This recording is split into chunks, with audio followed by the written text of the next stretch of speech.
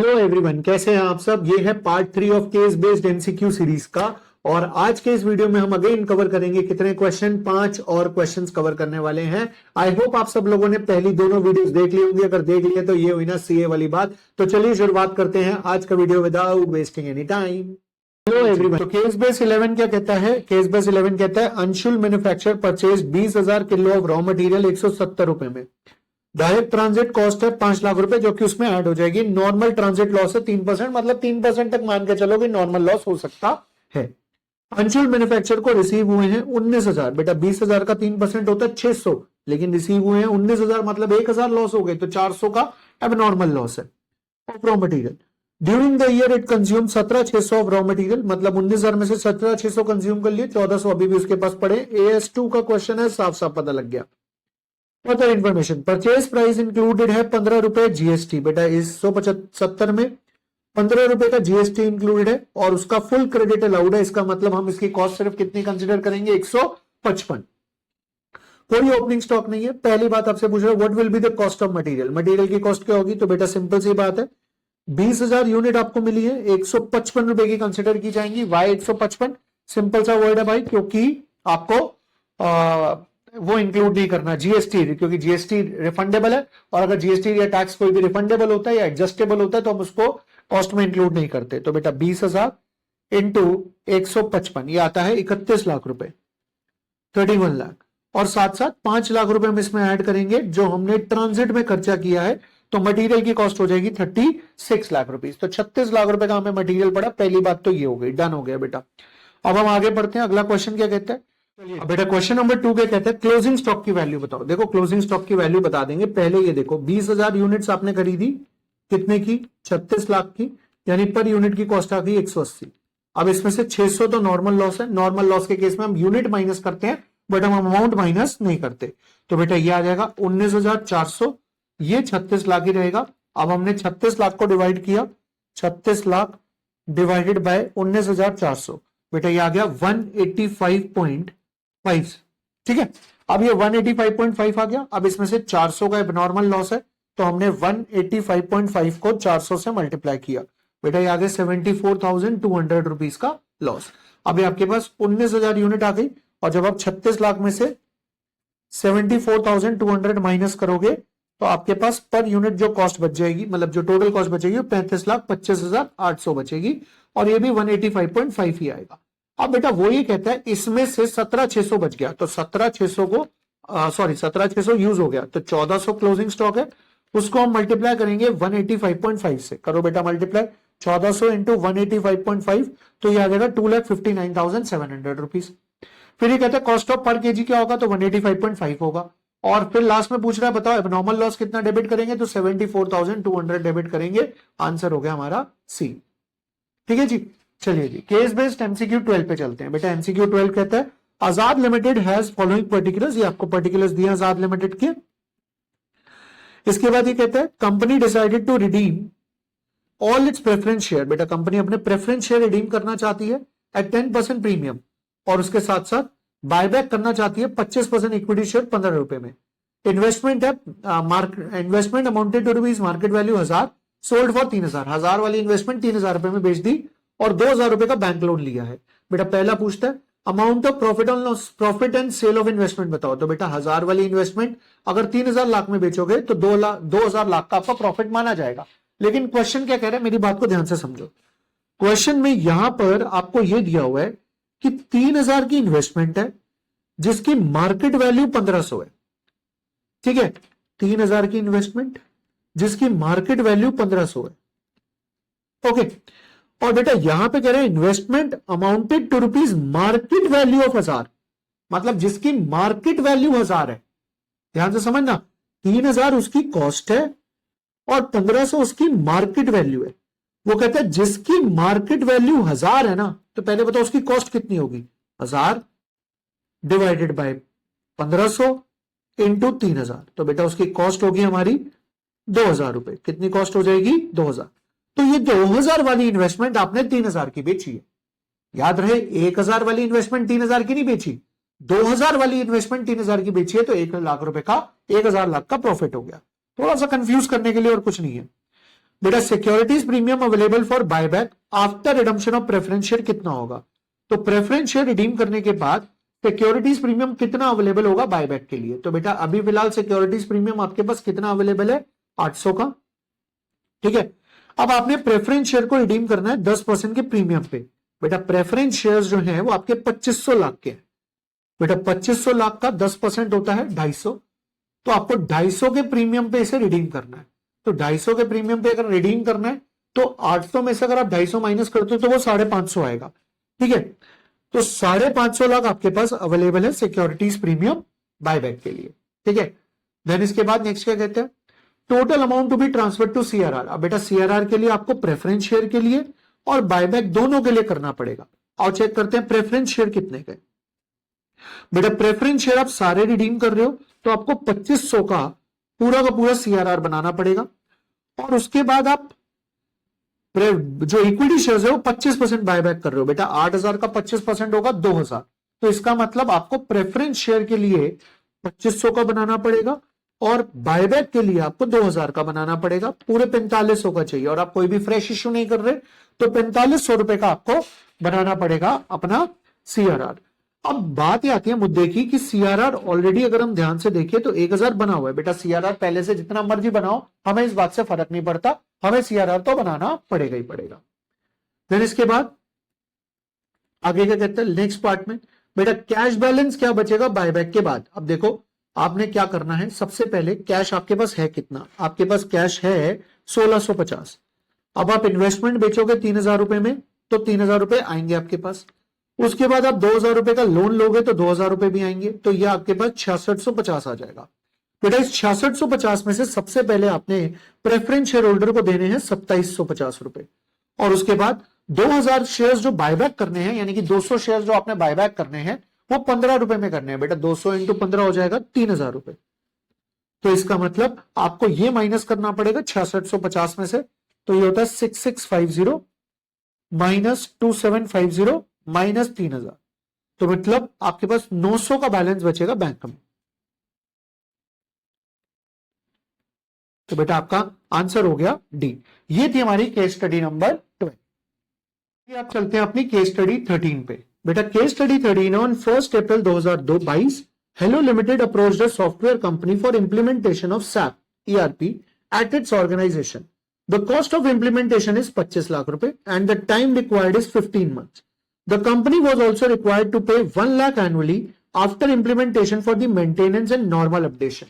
मतलब पहले तो 25 लाख रुपए खर्चने पड़ेंगे और 15 महीने लगेंगे उसे इंस्टॉल करने में, और 15 महीने के बाद 1-1 लाख रुपए हर साल देना पड़ेगा नॉर्मल अपडेशन के लिए। इंप्लीमेंटेशन वर्क स्टार्ट हुआ है जून में and could not be finished in 15 months, लेकिन 15 महीने में खत्म नहीं हो पाया। The ERP was implemented on May 2024, और मई 2024 में इंप्लीमेंट हुआ है। Due to delay in implementation the vendor refunded 2 lakh रुपए। बेटा क्योंकि ये रिफंड नहीं हो पाया तो वेंडर ने 2 लाख रुपए रिफंड करे। इसका मतलब 25 लाख रुपए आपने जो देने थे आपने दे दिए, उसमें से 2 लाख रुपए आपको रिफंड मिल गए, तो मतलब देखा जाए तो आपकी जेब से 23 लाख रुपए गए। The company recognize the intangible asset SAP on September 2023, क्योंकि 15 महीने जून 2022 में कंप्लीट हो गए थे। After 2 years the company has got the SAP ERP more upgraded with the latest version और एडिशनल फंक्शन वगैरह वगैरह। तो स्पीड बढ़ाने के लिए, यूसेज बढ़ाने के लिए 7 लाख रुपए और पे किए। मतलब पहले 25 लाख दिए, फिर उसके बाद 15 महीने बाद रिकॉग्नाइज कर लिया, और फिर उसके बाद 2 लाख रुपए रिफंड ले लिए मई में जब इंस्टॉल हुआ, और फिर उसके बाद 7 लाख रुपए और दिए ताकि स्पीड बढ़ जाए और यूसेज बढ़ जाए। अब सवाल पहला ये आया कि on which date intangible asset should be recognized. इसका मतलब ये तो कंफर्म है जून 2022 में रिकॉग्नाइज नहीं होना चाहिए था। क्यों नहीं होना चाहिए था भाई? सीधी सीधी बात है, अगर उस दिन इंप्लीमेंटेशन का वर्क कंप्लीट ही नहीं हुआ तो आप कैसे कर सकते हो? कर ही नहीं सकते, मतलब सितंबर 2023 में, क्योंकि 15 महीने कंप्लीट ही नहीं हुए थे। बेटा 15 महीने कंप्लीट नहीं हुए। अब मेरी बात समझना, क्वेश्चन क्या कह रहे? 1 अप्रैल 2022 में काम शुरू हुआ, यहां से 15 महीने कंप्लीट होते हैं सितंबर 2023 में, लेकिन काम कंप्लीट होता है जाके मई 2024 में। तो बेटा एक बात बताओ, intangible asset ready to use कब हुई है आपके पास? मई 2024 में। तो इसका मतलब जो आपको रिकॉग्नाइज करना चाहिए था वो किस दिन रिकॉग्नाइज करना चाहिए था? बेटा सिंपल सा आंसर है आपको डी, यानी कि जिस दिन गॉड इंप्लीमेंट हो गया उस दिन आपको इंस्टॉल कर लेना चाहिए था।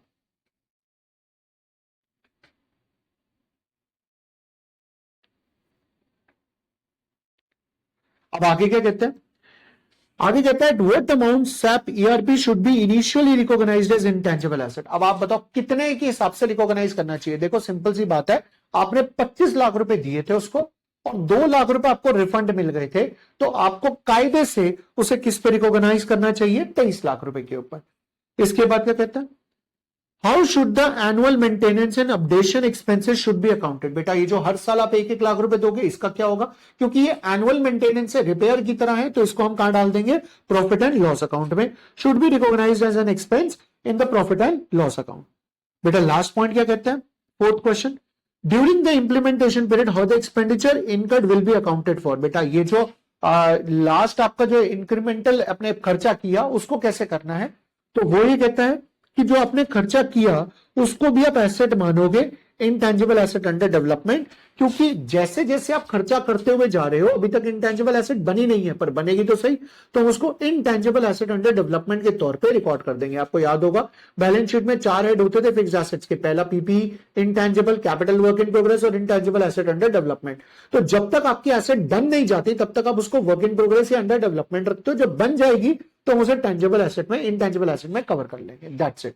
बेटा इसके अंदर इसने पूछा नहीं है, पर मेरे हिसाब से लास्ट पॉइंट पे उसको पूछना चाहिए था कि ये जो 7 लाख रुपए आपने अपग्रेडेशन के करवाए हैं इसे क्या करोगे, आप इसे इंटेंजिबल एसेट में ऐड करोगे या आप इसे पीएनएल में दोगे। तो बेटा क्योंकि इससे स्पीड बढ़ रही है, यूसेज बढ़ रहा है, तो ऑब्वियसली हम इसको इंटेंजिबल एसेट में ऐड कर देंगे, क्योंकि ये एसेट की एफिशिएंसी को बढ़ा रहा है। बेटा इसके बाद केस स्टडी 14 पे आ जाइए। बेटा केस स्टडी 14 बहुत छोटी सी है, क्या कहते हैं, फ्लाई लिमिटेड ने एक सेल करी 7 लाख की विंग्स इंटरनेशनल को मई 2023 में, और उसे अपना ट्रेड रिसीवेबल मान लिया, और जब माना तब एक्सचेंज रेट चल रहा था $1 का 79.4। अब कंपनी ने एक लोन लिया था यूएस कंपनी से $10 लाख रुपए का दिसंबर 2023 में, जो रिकॉर्ड हुआ था उस टाइम के रेट पे, दैट इज 81 पे। अब 31 मार्च को एक्सचेंज रेट है 83.3।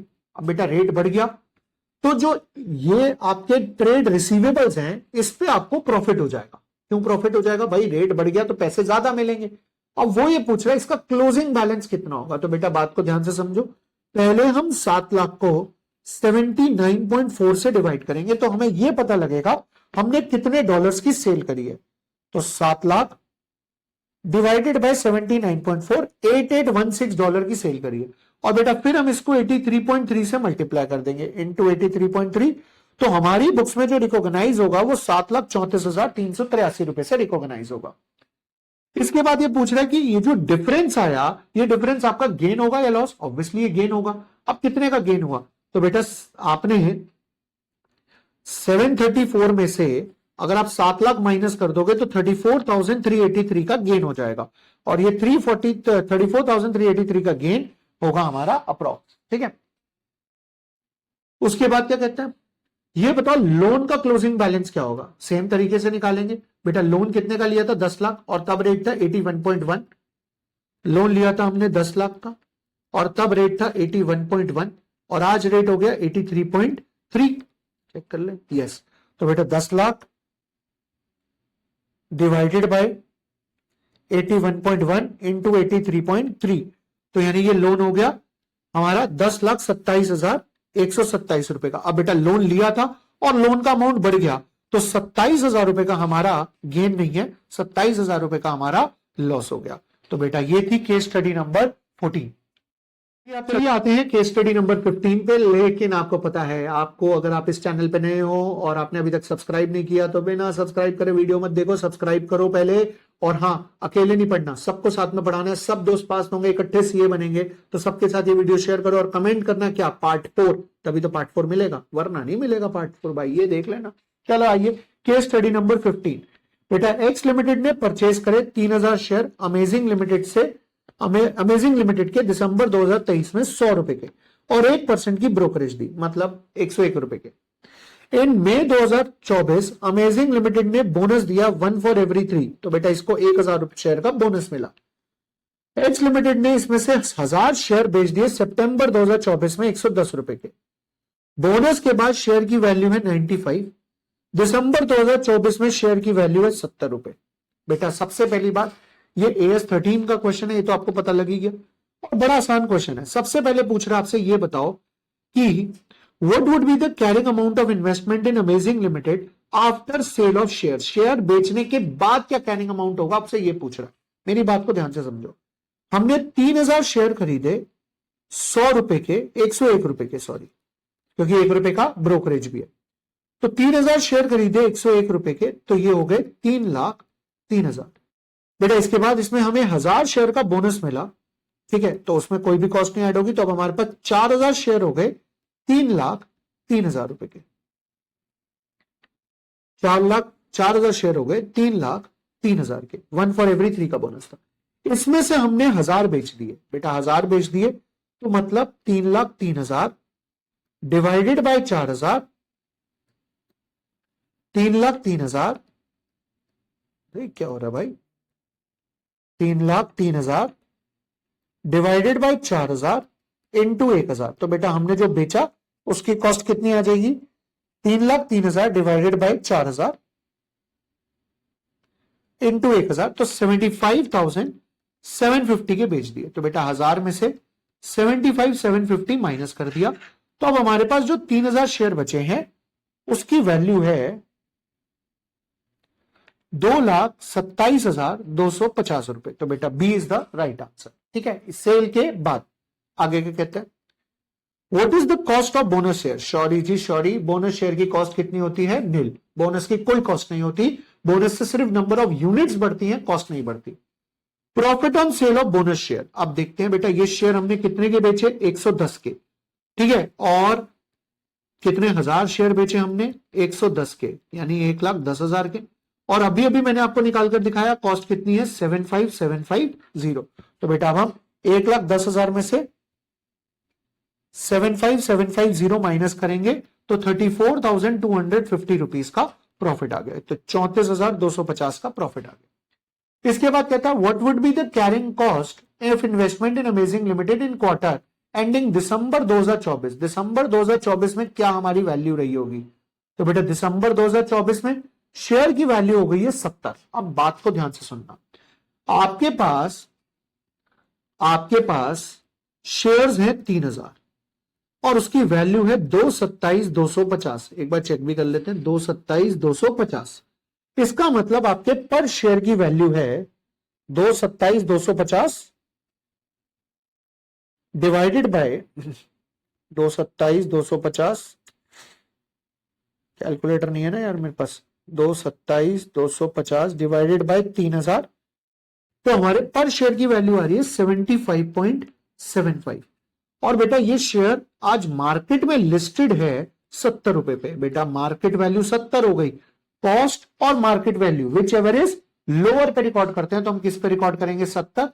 तो 3,000 इंटू 70 यानी कि 2,10,000 के ऊपर ये शेयर की वैल्यू होगी। तो बेटा इसी के साथ आज की वीडियो में हमने 5 और एमसीक्यूज कवर कर लिए हैं। अगली वीडियो के लिए आपको कमेंट करना है पार्ट 4, तभी आपको अगली वीडियो मिलेगी। मिलते हैं नेक्स्ट वीडियो में and I am really hope कि इस वीडियो ने आपकी जरूर हेल्प करी होगी। बेटा एक बात और बोलना चाहूंगा आपको मैं कि आप ये जो क्वेश्चन मेरे साथ देख रहे हैं, कर रहे हैं, आपको इसे बाद में खुद भी रिपीट करना है। सिर्फ मेरे साथ देख के करने से कुछ नहीं होगा, आपको बाद में सेल्फ इसे करना पड़ेगा। और नोट्स के लिए लिंक डिस्क्रिप्शन में दे रखा है, आप डाउनलोड कर सकते हैं। ठीक है जी, मिलते हैं नेक्स्ट वीडियो में। आज के लिए इतना ही, bye bye, take care, God bless you.